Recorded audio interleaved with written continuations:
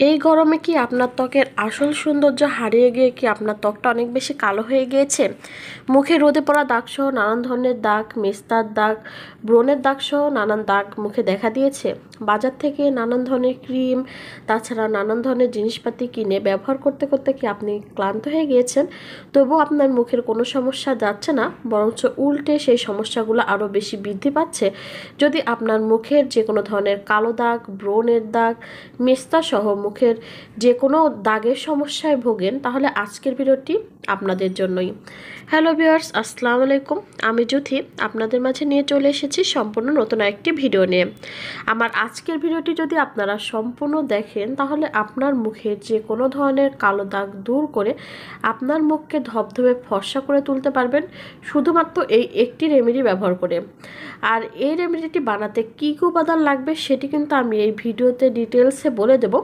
আপনারা ভিডিওটি কিন্তু অবশ্যই সম্পূর্ণ দেখবেন, তাহলে কিন্তু সব কিছু ভালোভাবে বুঝতে পারবেন।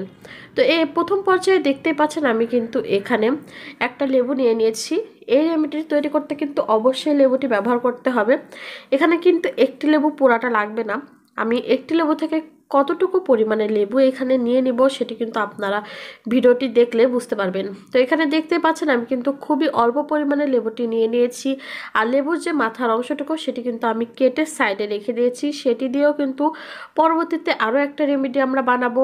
ত্বকের সকল সমস্যা দূর করে ত্বককে অনেক বেশি ধবধবে ফর্সা এবং দাগহীন করতে কিন্তু আজকের ভিডিওটিতে আমি আপনাদেরকে দুইটি রেমেডি শেয়ার করে দেখিয়ে দিয়েছি। দুইটি রেমেডি আশা করছি আপনাদের ত্বকের জন্য খুবই উপকারে আসবে।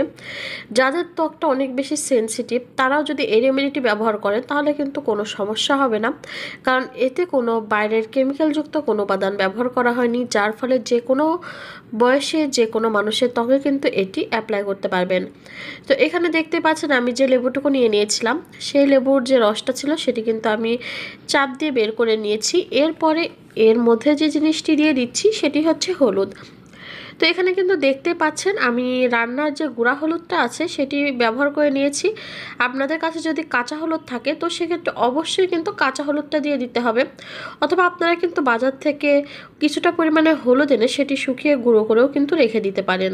সেক্ষেত্রে কিন্তু আপনার মুখে যখন যে রেমেডিটি ব্যবহার করবেন বারবার কিন্তু সেই গুঁড়া একটু করে দিয়ে নিলেই হয়ে যাবে। তো এরপরে আমি এর মধ্যে যে জিনিসটি দিয়ে দিয়েছি সেটি হচ্ছে চাউলের গুঁড়া। এখানে কিন্তু আমি শুকনো চাউলের গুঁড়াটা ব্যবহার করেছি। আপনারা চাইলে কিন্তু এখানে কিছুটা পরিমাণে চাউল বেটে ব্যবহার করতে পারেন, অথবা যদি আপনাদের বাসায় শুকনো চাউলের গুঁড়াটা থাকে তাহলে কিন্তু সেটিও দিয়ে দিতে পারেন।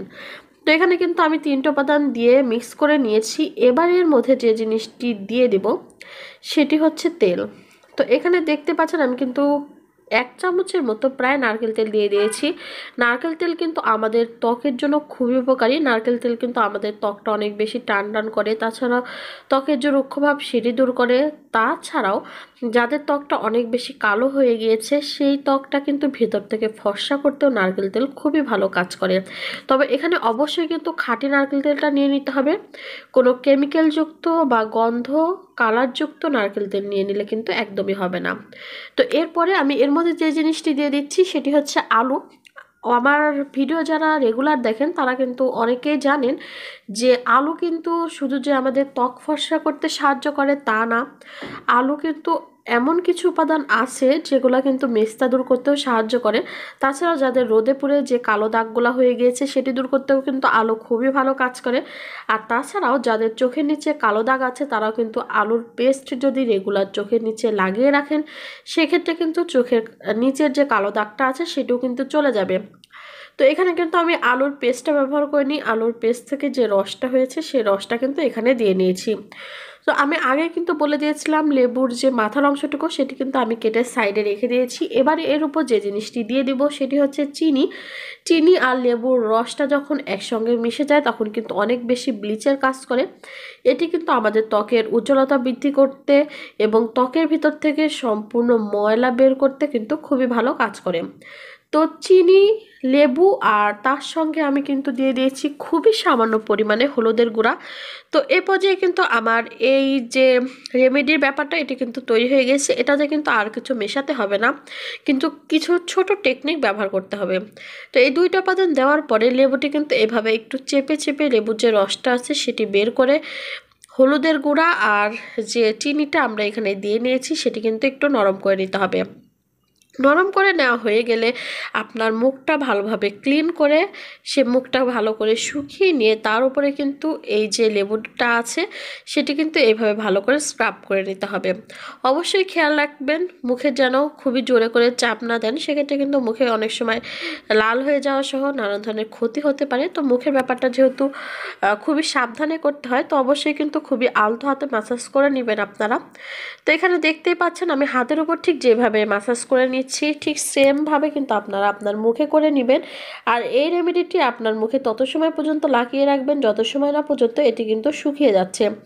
যখন এই রেমেডিটি আপনার মুখে শুকিয়ে যাবে তখন আপনার মুখটা খুব ভালো করে ক্লিন করে নেবেন, যে ফেস ওয়াশ বা সাবান আপনারা বাসায় রেগুলার ব্যবহার করেন সেটা দিয়ে। তারপর আপনার মুখটা ভালো করে ক্লিন করা হয়ে গেলে মুখটা শুকিয়ে নিয়ে পরবর্তীতে আমরা যে রেমেডিটি আগের থেকে বানিয়ে রেখেছিলাম সেই রেমেডিটি কিন্তু অ্যাপ্লাই করতে হবে। এই রেমেডিটি আপনারা দেখতে পাচ্ছেন আমি কিন্তু চামচের সাহায্যে যেভাবে লাগিয়ে দিচ্ছি, আপনারা কিন্তু সেমভাবে এরকম আস্তে আস্তে চামচ দিয়ে আপনার মুখে লাগিয়ে নিতে পারেন, অথবা একটা তুলোর সাহায্যে বা টিস্যুর সাহায্যে বা হাতের সাহায্যেও কিন্তু আপনারা লাগিয়ে নিতে পারেন।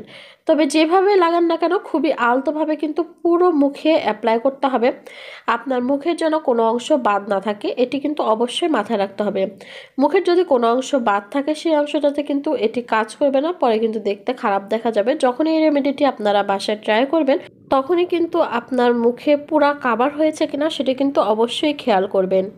তো এই রেমেডিটি কিন্তু আপনারা চাইলে রাতে ব্যবহার করতে পারেন অথবা কিন্তু দিনে ব্যবহার করতে পারেন। তবে যখনই ব্যবহার করুন না কেন যে কোনো সূর্যের আলো বা চুলার যে আঁচটা আছে সেটি থেকে কিন্তু অবশ্যই দূরে থাকতে হবে। এই ছোট্ট কিছু নিয়মগুলো মেনে যদি এই রেমেডিটি আপনারা কয়েকদিন ব্যবহার করেন তাহলে কিন্তু আপনার ত্বকের সকল সমস্যা দূর করে আপনার ত্বককে করে তুলবে ধবধবে ফর্সা। তো আমার আজকের ভিডিওটি কিন্তু এই পর্যন্তই। সবাই ভালো থাকবেন, সুস্থ থাকবেন। আল্লাহ হাফেজ।